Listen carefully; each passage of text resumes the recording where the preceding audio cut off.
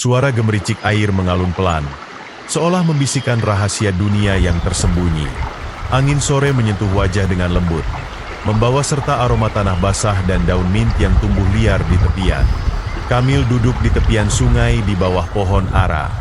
Ia duduk diam, melempar kerikil kecil ke permukaan air, satu persatu.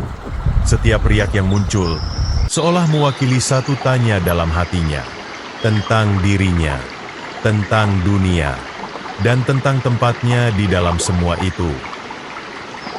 Tak lama, Zaid datang. Sang guru tua berjalan pelan membawa 2 cangkir tanah liat berisi air. Ia duduk di samping Kamil, tanpa berkata apa-apa. Kamil mulai mengadu. Kadang aku merasa semua orang lebih penting dariku. Zaid menoleh, matanya tenang, dan bibirnya menyunggingkan senyum kecil. Kamil, aku ingin menceritakan sesuatu untukmu. Di sebuah negeri yang jauh, hiduplah sebuah lilin kecil. Ia tinggal di rak tinggi, di rumah tua. Tiap malam, lilin itu melihat ke langit dan berkata, "Apa gunanya aku bersinar? Bulan sudah bercahaya, bintang sudah mempesona, dunia tak membutuhkanku."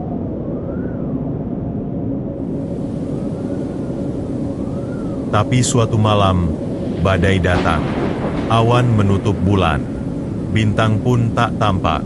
Desa gelap gulita, orang-orang tersesat.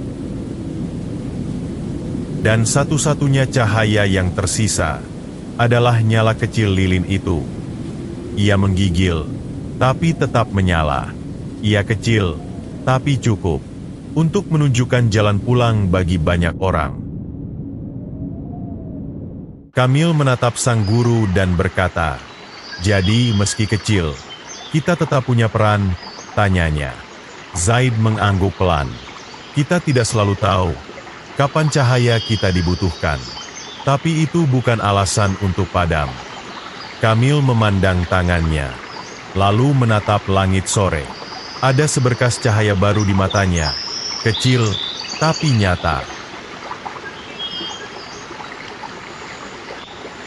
Zaid menyesap airnya, berdiri perlahan sambil berkata, "Bahkan bumi membutuhkan benih kecil untuk menumbuhkan pohon.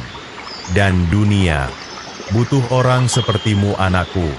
Mereka berjalan pulang, menyusuri jalan setapak yang dihiasi cahaya senja. Di belakang mereka, sungai terus mengalir, membawa kisah hari ini ke hari esok.